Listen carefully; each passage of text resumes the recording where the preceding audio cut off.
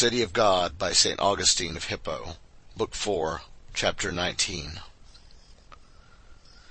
To this supposed deity, whom they call Fortuna, they ascribe so much indeed, that they have a tradition that the image of her, which was dedicated by the Roman matrons, and called Fortuna Muliebris, has spoken, and has said once and again that the matrons pleased her by their homage, which indeed, if it is true, ought not to excite our wonder. For it is not so difficult for malignant demons to deceive, and they ought the rather to advert to their wits and wiles, because it is that goddess who comes by haphazard who has spoken, and not she who comes to reward merit. For Fortuna was loquacious, and Felicitas mute. And for what other reason, but that men might not care to live rightly, having made Fortuna their friend, who could make them fortunate without any good desert? And truly, if Fortuna speaks, she should at least speak, not with a womanly, but with a manly voice, lest they themselves who have dedicated the image should think so great a miracle has been wrought by feminine loquacity. Chapter 20. They have made virtue also a goddess, which indeed, if it could be a goddess, had been preferable to many. And now, because it is not a goddess, but a gift of God, let it be obtained by prayer from him, by whom alone it can be given, and the whole crowd of false gods vanishes. But why is faith believed to be a goddess, and why does she herself receive temple and altar? For whoever prudently acknowledges her makes his own self an abode for her. But how do they know what faith is, of which it is the prime and greatest function, that the true God may be believed in? But why had not virtue sufficed? Does it not include faith also? Forasmuch as they have thought proper to distribute virtue into 4 divisions, prudence, justice, fortitude, and temperance, and as each of these divisions has its own virtues, faith is among the parts of justice, and has the chief place with as many of us as know what that saying means, the just shall live by faith. But if faith is a goddess, I wonder why these keen lovers of a multitude of gods have wronged so many other goddesses by passing them by, when they could have dedicated temples and altars to them likewise. Why has temperance not deserved to be a goddess, when some Roman princes have obtained no small glory on account of her? Why, in fine, is fortitude not a goddess, who aided Mucius when he thrust his right hand into the flames? Who aided Curtius when, for the sake of his country, he threw himself headlong into the yawning earth? Who aided Decius the sire and Decius the son when they devoted themselves for the army? Though we might question whether these men had true fortitude, if this concerned our present discussion. Why have prudence and wisdom merited no place among the gods? Is it because they are all worshipped under the general name of virtue itself? Then they could thus worship the true God also, of whom all the other gods are thought to be parts. But in that one name of virtue is comprehended both faith and chastity, which yet have obtained separate altars and temples of their own. Chapter 21. These, not verity but vanity, has made goddesses, for these are gifts of the true God, not themselves goddesses. However, where virtue and felicity are, what else is sought for? What can suffice the man whom virtue and felicity do not suffice? For surely virtue comprehends all things we need do, felicity all things we need wish for. If Jupiter then was worshipped in order that he might give these 2 things, because if extent and duration of empire is something good, it pertains to this same felicity, why is it not understood that they are not goddesses, but the gifts of God? But if they are judged to be goddesses, then at least that other great crowd of gods should not be sought after. For having considered all the offices which their fancy is distributed among the various gods and goddesses, let them find out, if they can, anything which could be bestowed by any god whatever on a man possessing virtue, possessing felicity. What instruction could be sought either from Mercury or Minerva, when virtue already possessed all in herself? Virtue, indeed, is defined by the ancients as itself the art of living well and rightly. Hence, because virtue is called in Greek arete, it has been thought the Latins have derived it from the term art. But if virtue cannot come except to the clever, what need was there of the god Father Cassius, who should make men cautious, that is, acute, when felicity could confer this? Because to be born clever belongs to felicity. Whence, although goddess Felicity could not be worshipped by one not yet born, in order that, being made his friend, she might bestow this on him, yet she might confer this favour on parents who were her worshippers, that clever children should be born to them. What need had women in childbirth to invoke Lucina, when, if Felicity should be present, they would have not only a good delivery, but good children also? What need was there to commend the children to the goddess Ops when they were being born, to the god Vaticanus in their birth-cry, to the goddess Cunina when lying cradled, to the goddess Ramina when sucking, to the god Statilineus when standing, to the goddess Adiona when coming, to Abiona when going away, to the goddess Mens that they might have a good mind, to the god Volumnus and the goddess Volumna that they might wish for good things, to the nuptial gods that they might make good matches, to the rural gods, and chiefly to the goddess Fructesca herself, that they might receive the most abundant fruits, to Mars and Bellona that they might carry on war well, to the goddess Victoria that they might be victorious, to the god Honor that they might be honored, to the goddess Pecunia that they might have plenty money, to the god Escalanus and his son Argentinus that they might have brass and silver coin. For they set down Escalanus as the father of Argentinus for this reason, that brass coin began to be used before silver. But I wonder Argentinus has not begotten Arinus, since gold coin also has followed. Could they have him for a god, they would prefer Arinus both to his father Argentinus and his grandfather Escalanus, just as they set Jove before Saturn. Therefore, what necessity was there, on account of these gifts, either of soul, or body, or outward estate, to worship and invoke so great a crowd of gods, all of whom I have not mentioned, nor have they themselves been able to provide for all human benefits, minutely and singly methodized, minute and single gods, when the one goddess Felicity was able, with the greatest ease, compendiously to bestow the whole of them? Nor should any other be sought after, either for the bestowing of good things, or for the averting of evil. For why should they invoke the goddess Phasonia for the weary, for driving away enemies the goddess Pelonia, for the sick as a physician either Apollo or Asclepius, or both together if there should be great danger? Neither should the god Spiniensis be entreated that he might root out the thorns from the fields, nor the goddess Rubigo that the mildew might not come. Felicitas alone being present and guarding, either no evils would have arisen, or they would have been quite easily driven away. Finally, since we treat of these two goddesses, Virtue and Felicity, if Felicity is the reward of virtue, she is not a goddess, but a gift of God. But if she is a goddess, why may she not be said to confer virtue itself, inasmuch as it is a great felicity to attain virtue? Chapter 22. What is it then that Varro boasts he has bestowed as a very great benefit on his fellow citizens, because he not only recounts the gods who ought to be worshipped by the Romans, but also tells what pertains to each of them?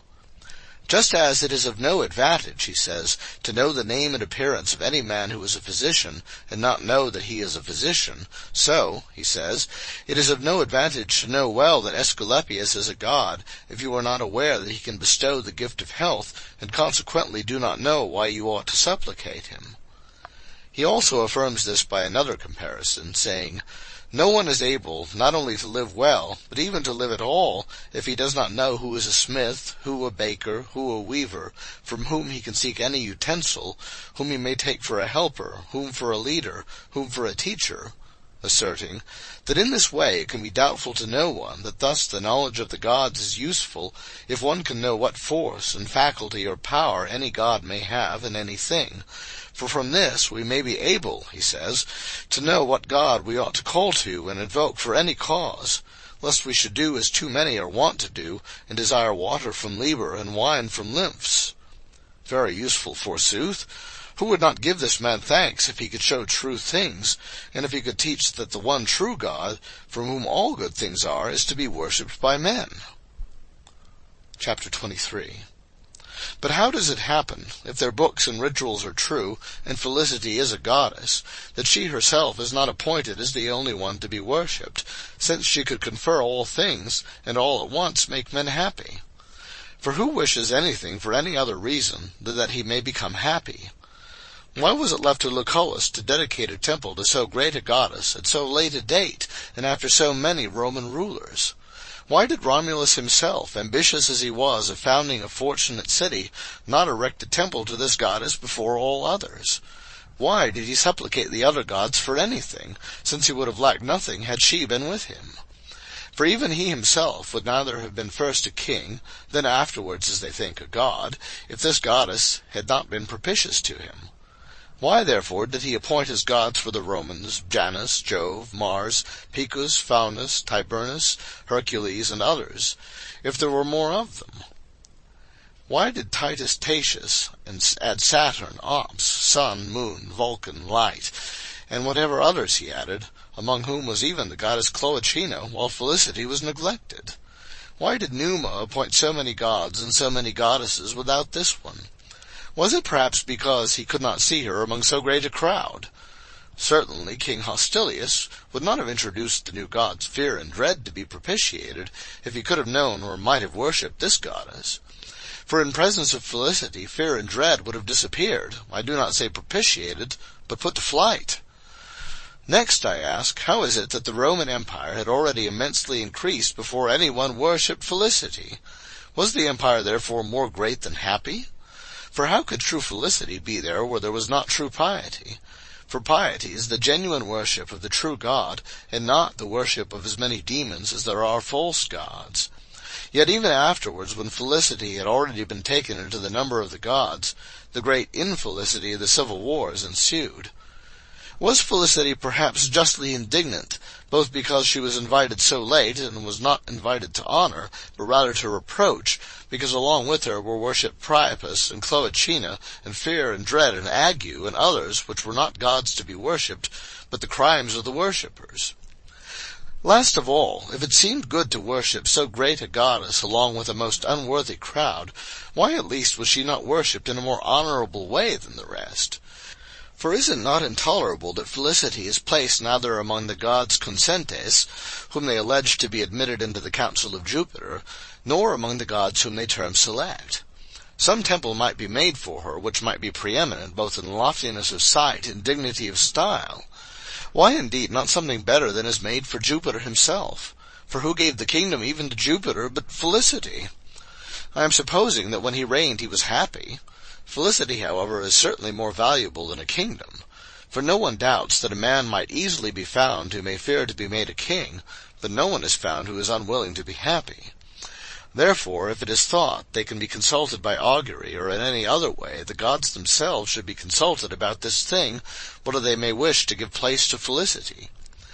If perchance the place should already be occupied by the temples and altars of others, where a greater and more lofty temple might be built to Felicity, even Jupiter himself might give way, so that Felicity might rather obtain the very pinnacle of the Capitoline hill.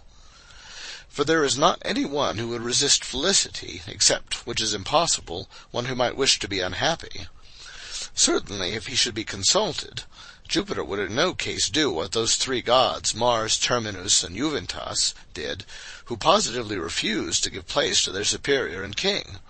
For as their books record, when King Tarquin wished to construct the Capitol, and perceived that the place which seemed to him to be the most worthy and suitable was preoccupied by other gods, not daring to do anything contrary to their pleasure, and believing that they would willingly give place to a god who was so great, and was their own master, because there were many of them there when the Capitol was founded, he inquired by augury whether they chose to give place to Jupiter, and they were all willing to remove thence, except those whom I have named, Mars, Terminus, and Juventas, and therefore the Capitol was built in such a way that these three also might be within it, yet with such obscure signs that even the most learned men could scarcely know this.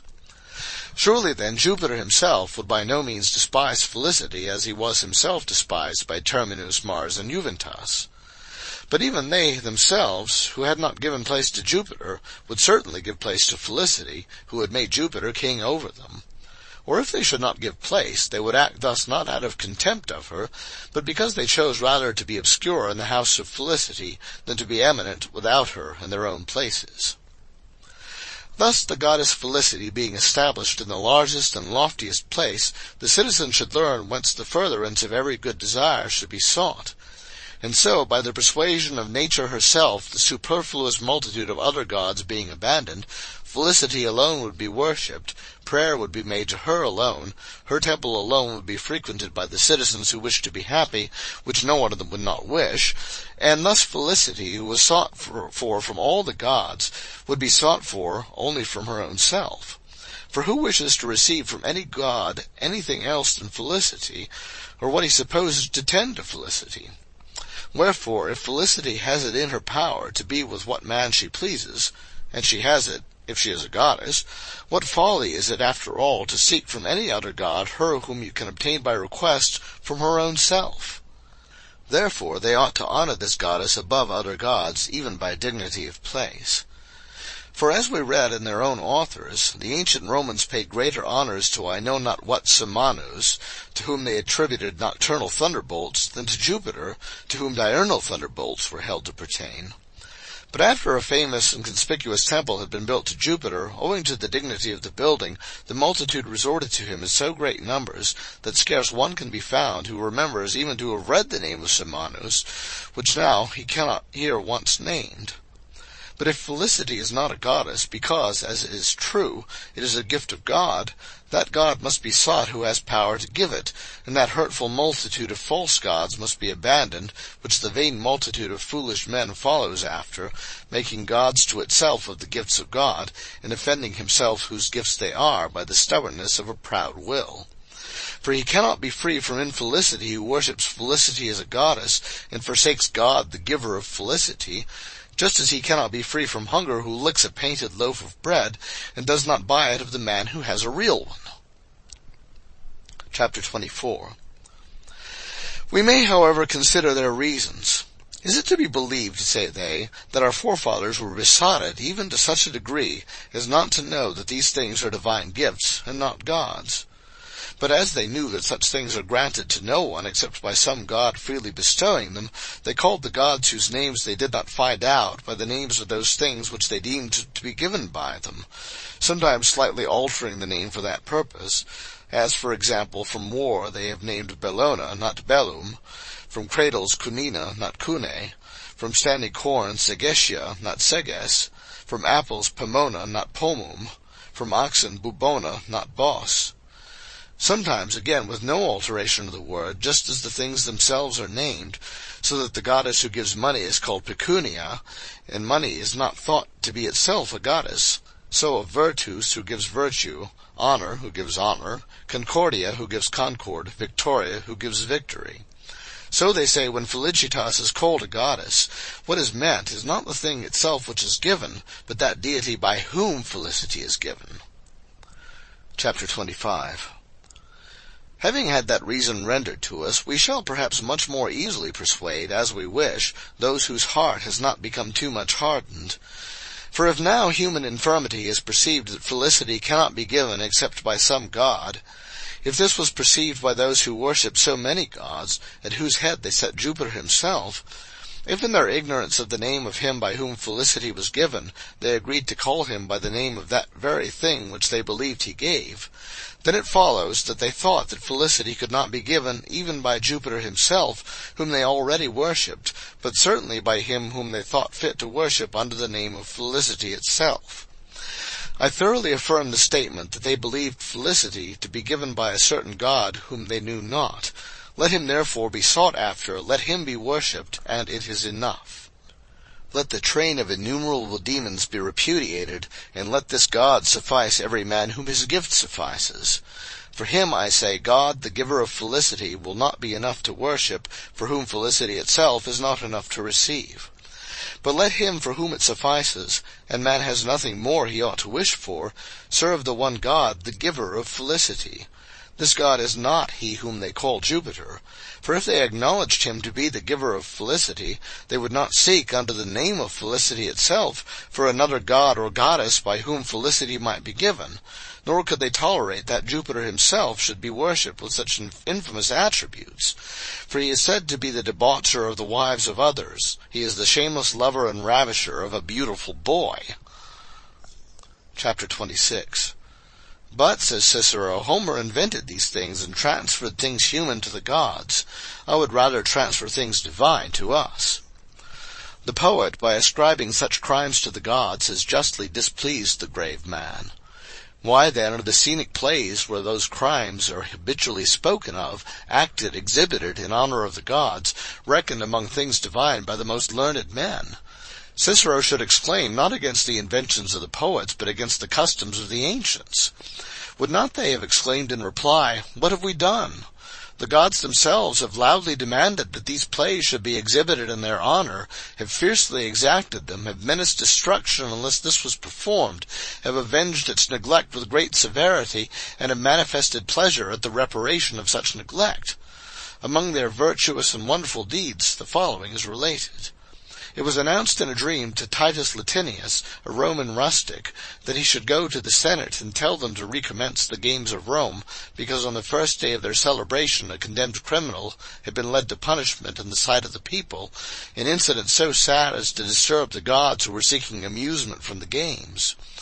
And when the peasant who had received this intimation was afraid on the following day to deliver it to the Senate, it was renewed next night in a severer form. He lost his son because of his neglect. On the third night he was warned that yet a graver punishment was impending if he should still refuse obedience. When even thus he did not dare to obey, he fell into a virulent and horrible disease.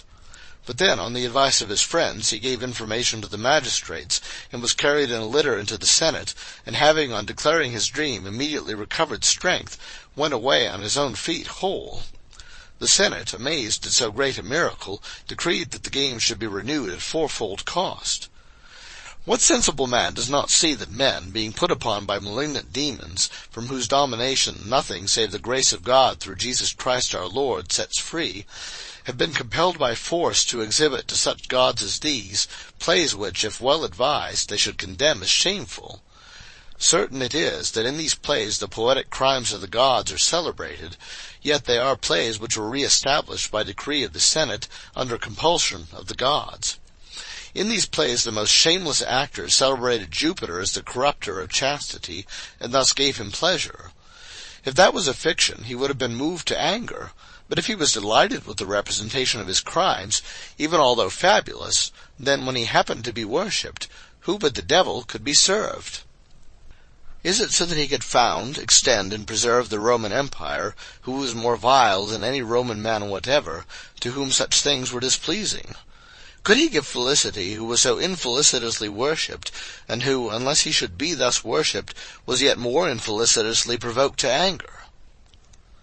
Chapter 27. It is recorded that the very learned pontiff Scaevola had distinguished about 3 kinds of gods, one introduced by the poets, another by the philosophers, another by the statesmen. The first kind he declares to be trifling, because many unworthy things have been invented by the poets concerning the gods. The second does not suit states, because it contains some things that are superfluous, and some too which would be prejudicial for the people to know. It is no great matter about the superfluous things, for it is a common saying of skilful lawyers, "Superfluous things do no harm." But what are those things which do harm when brought before the multitude? These, he says, that Hercules, Asclepius, Castor, and Pollux are not gods, for it is declared by learned men that these were but men, and yielded to the common lot of mortals. What else? That states have not the true images of the gods, because the true God has neither sex, nor age, nor definite corporeal members. The pontiff is not willing that the people should know these things, for he does not think they are false. He thinks it expedient, therefore, that states should be deceived in matters of religion, which Varro himself does not even hesitate to say in his books about things divine. Excellent religion, to which the weak, who requires to be delivered, may flee for succor, and when he seeks for the truth by which he may be delivered, it is believed to be expedient for him that he be deceived. And truly, in these same books, Scaevola is not silent as to his reason for rejecting the poetic sort of gods, to wit, because they so disfigure the gods that they could not bear comparison even with good men, when they make one to commit theft, another adultery, or again to say or do something else basely and foolishly, As the three goddesses contested with each other the prize of beauty, and the two vanquished by Venus destroyed Troy, that Jupiter turned himself into a bull or swan that he might copulate with someone, that a goddess married a man, and Saturn devoured his children, that, in fine, there is nothing that could be imagined, either of the miraculous or vicious, which may not be found there, and yet is far removed from the nature of the gods. O chief Pontiff Scaevola, take away the plays if thou art able. Instruct the people that they may not offer such honors to the immortal gods, in which, if they like, they may admire the crimes of the gods, and so far as it is possible, may, if they please, imitate them. But if the people shall have answered thee, You, O Pontiff, have brought these things in among us, then ask the gods themselves at whose instigation you have ordered these things, that they may not order such things to be offered to them. For if they are bad, and therefore in no way to be believed concerning the majority of the gods, the greater is the wrong done the gods about whom they are feigned with impunity. But they do not hear thee, they are demons, they teach wicked things, they rejoice in vile things. Not only do they not count it a wrong if these things are feigned about them, but it is a wrong they are quite unable to bear if they are not acted at their stated festivals. But now, if thou wouldst call on Jupiter against them, chiefly for that reason that more of his crimes are wont to be acted in the scenic plays, is it not the case that although you call him God Jupiter, by whom this world is ruled and administered, it is he to whom the greatest wrong is done by you, because you have thought he ought to be worshipped along with them, and have styled him their king? Chapter 28. Therefore such gods who are propitiated by such honors, or rather are impeached by them, for it is a greater crime to delight in having such things said of them falsely, than even if they could be said truly, could never by any means have been able to increase and preserve the Roman Empire. For if they could have done it, they would rather have bestowed so grand a gift on the Greeks, who, in this kind of divine things, that is, in scenic plays, have worshipped them more honorably and worthily, although they have not exempted themselves from those slanders of the poets, by whom they saw the gods torn in pieces, giving them license to ill-use any man they pleased, and have not deemed the scenic players themselves to be base, but have held them worthy even of distinguished honor. But just as the Romans were able to have gold money, although they did not worship a god Aurelius, so also they could have silver and brass coin, and yet worship neither Argentinus nor his father Escalanus, and so of all the rest, which it would be irksome for me to detail. It follows, therefore, both that they could not by any means attain such dominion if the true God was unwilling, and that if these gods, false and many, were unknown or contemned, and he alone was known and worshipped with sincere faith and virtue, they would both have a better kingdom here, whatever might be its extent, and whether they might have one here or not, would afterwards receive an eternal kingdom. Chapter 29. For what kind of augury is that which they have declared to be most beautiful, and to which I referred a little ago, that Mars and Terminus and Juventas would not give place even to Jove, the king of the gods? For thus, they say, it was signified that the nation dedicated to Mars, that is, the Roman, should yield to none the place it once occupied. Likewise, that on account of the god Terminus, no one would be able to disturb the Roman frontiers, and also that the Roman youth, because of the goddess Juventas, should yield to no one. Let them see, therefore, how they can hold him to be the king of their gods and the giver of their own kingdom, if these auguries set him down for an adversary, to whom it would have been honorable not to yield. However, if these things are true, they need not be at all afraid. For they are not going to confess that the gods who would not yield to Jove have yielded to Christ. For without altering the boundaries of the empire, Jesus Christ has proved himself able to drive them not only from their temples, but from the hearts of their worshippers. But before Christ came in the flesh, and indeed before these things which we have quoted from their books could have been written, but yet after that auspice was made under King Tarquin, the Roman army has been divers times scattered or put to flight, and has shown the falseness of the auspice, which they derived from the fact that the goddess Juventas had not given place to Jove, and the nation dedicated to Mars was trodden down in the city itself by the invading and triumphant Gauls, and the boundaries of the empire, through the falling away of many cities to Hannibal, had been hemmed into a narrow space. Thus the beauty of the auspices is made void, and there has remained only the contumacy against Jove, not of gods, but of demons. For it is one thing not to have yielded, and another to have returned whither you have yielded. Besides, even afterwards, in the oriental regions, the boundaries of the Roman Empire were changed by the will of Hadrian, for he yielded up to the Persian Empire those three noble provinces, Armenia, Mesopotamia, and Assyria. Thus that god Terminus, who according to these books was the guardian of the Roman frontiers, and by that most beautiful auspice had not given place to Jove, would seem to have been more afraid of Hadrian, a king of men, than of the king of the gods. The aforesaid provinces having also been taken back again, almost within our own recollection, the frontier fell back, when Julian, given up to the oracles of their gods, with immoderate daring ordered the victualling ships to be set on fire. The army being thus left destitute of provisions, and he himself also being presently killed by the enemy, and the legions being hard pressed, while dismayed by the loss of their commander, they were reduced to such extremities that no one could have escaped, unless by articles of peace the boundaries of the empire had then been established where they still remain. Not indeed with so great a loss as was suffered by the concession of Hadrian, but still at a considerable sacrifice. It was a vain augury, then, that the god Terminus did not yield to Jove, since he yielded to the will of Hadrian, and yielded also to the rashness of Julian and the necessity of Jovinian.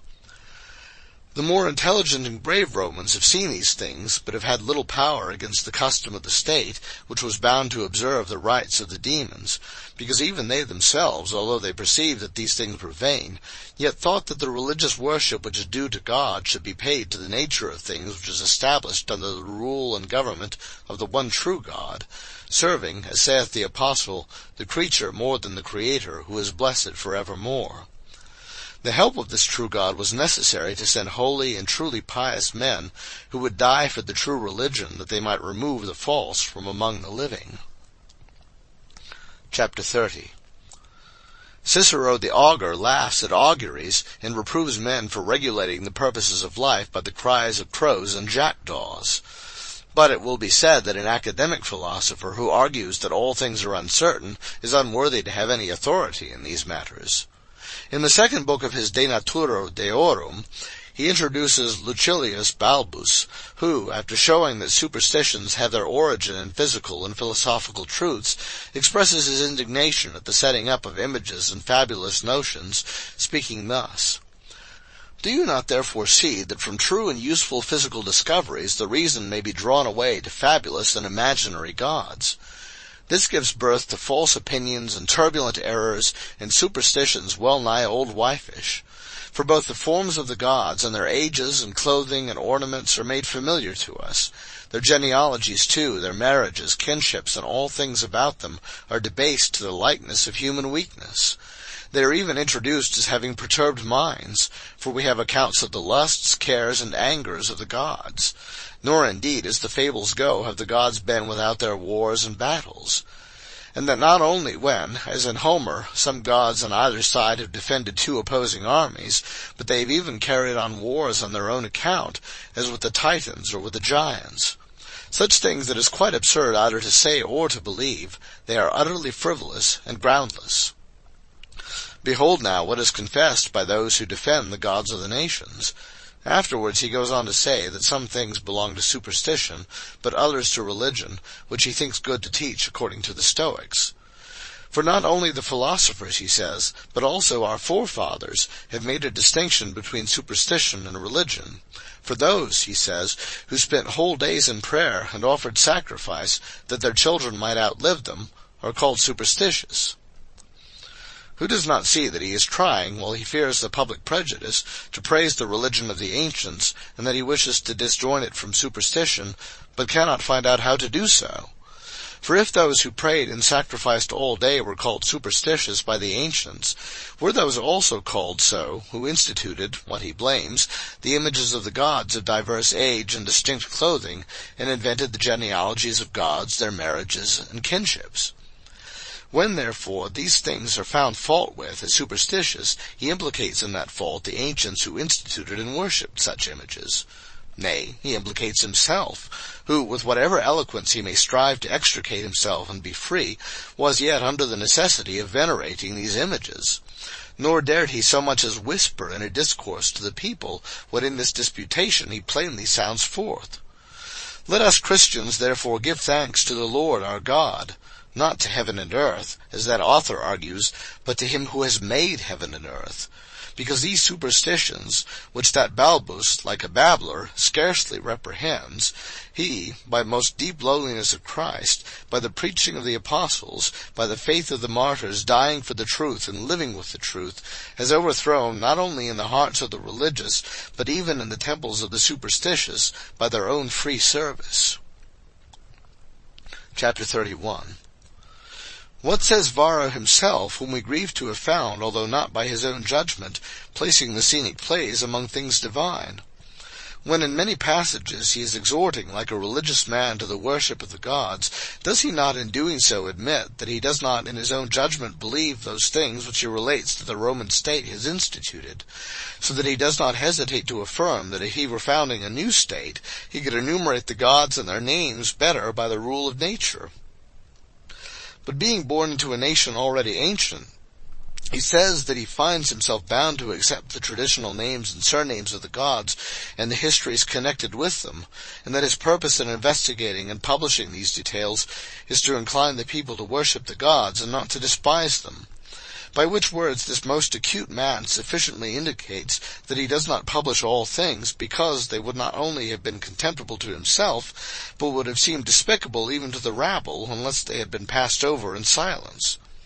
I should be thought to conjecture these things, unless he himself, in another passage, had openly said, in speaking of religious rites, that many things are true, which it is not only not useful for the common people to know, but that it is expedient that the people should think otherwise, even though falsely, and therefore the Greeks have shut up the religious ceremonies and mysteries in silence and within walls. In this he no doubt expresses the policy of the so-called wise men by whom states and peoples are ruled. Yet by this crafty device the malign demons are wonderfully delighted, who possess alike the deceivers and the deceived, and from whose tyranny nothing sets free, save the grace of God through Jesus Christ our Lord. The same most acute and learned author also says that those alone seem to him to have perceived what God is, who have believed him to be the soul of the world, governing it by design and reason. And by this it appears that although he did not attain to the truth, for the true God is not a soul, but the maker and author of the soul, yet if he could have been free to go against the prejudices of custom, he could have confessed and counseled others that the one God ought to be worshipped, who governs the world by design and reason, so that on this subject only this point would remain to be debated with him, that he had called him a soul, and not rather the creator of the soul. He says also that the ancient Romans, for more than 170 years, worshipped the gods without an image. And if this custom, he says, could have remained till now, the gods would have been more purely worshipped. In favor of this opinion he cites as a witness, among others, the Jewish nation, nor does he hesitate to conclude that passage by saying of those who first consecrated images for the people, that they have both taken away religious fear from their fellow citizens and increased error, wisely thinking that the gods easily fall into contempt when exhibited under the stolidity of images. But as he does not say they have transmitted error, but that they have increased it, he therefore wishes it to be understood that there was error already when there were no images. Wherefore, when he says they alone have perceived what God is, who have believed him to be the governing soul of the world, and thinks that the rites of religion would have been more purely observed without images, who fails to see how near he has come to the truth? For if he had been able to do anything against so inveterate an error, he would certainly have given it as his opinion, both that the one God should be worshipped, and that he should be worshipped without an image. And having so nearly discovered the truth, perhaps he might easily have been put in mind of the mutability of the soul, and might thus have perceived that the true God is that immutable nature which made the soul itself. Since these things are so, whatever ridicule such men have poured in their writings against the plurality of the gods, they have done so rather as compelled by the secret will of God to confess them, than as trying to persuade others. If, therefore, any testimonies are adduced by us from these writings, they are adduced for the confutation of those who are unwilling to consider from how great and malignant a power of the demons the singular sacrifice of the shedding of the most holy blood, and the gift of the imparted Spirit, can set us free. Chapter 32. Varro says also, concerning the generations of the gods, that the people have inclined to the poets rather than to the natural philosophers, and that therefore their forefathers, that is, the ancient Romans, believed both in the sex and the generations of the gods, and settled their marriages, which certainly seems to have been done for no other cause, except that it was the business of such men as were prudent and wise to deceive the people in matters of religion, and in that very thing not only to worship, but also to imitate the demons, whose greatest lust is to deceive.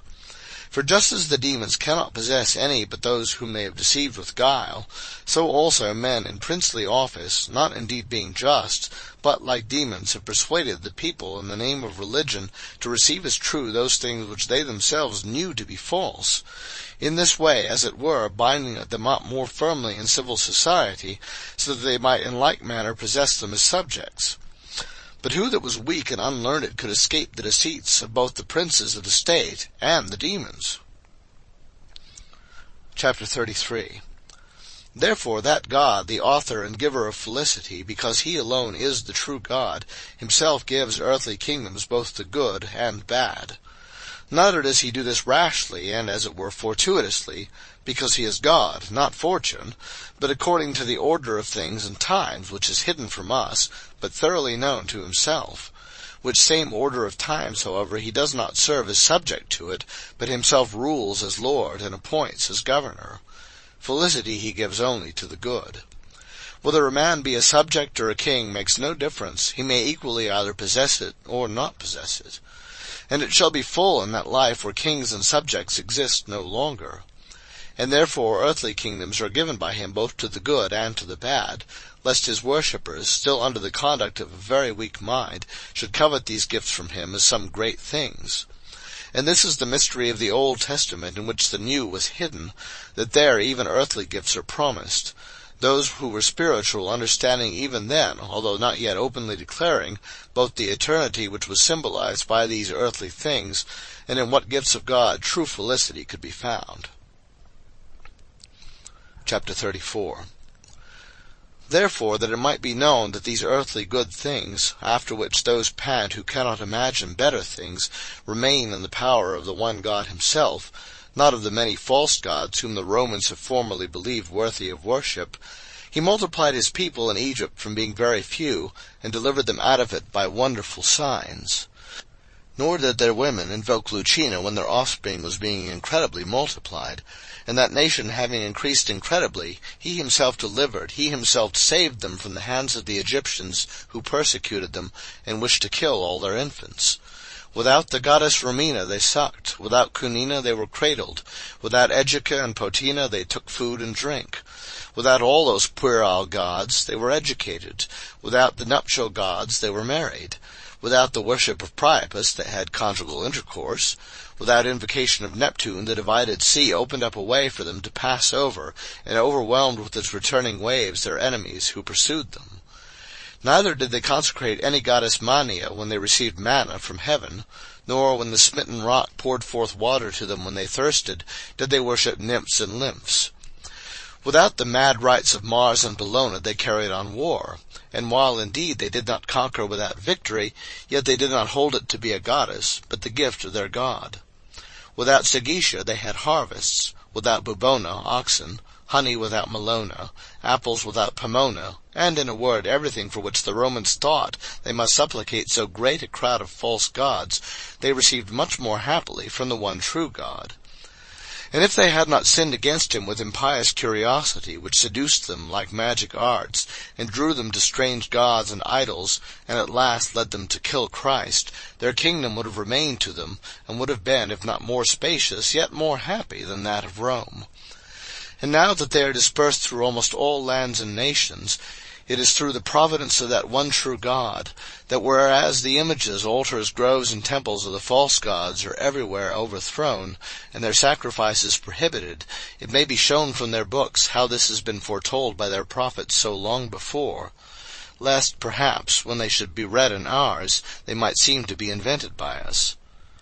But now, reserving what is to follow for the following book, we must here set a bound to the prolixity of this one. End of Book 4, Chapters 19 through 34.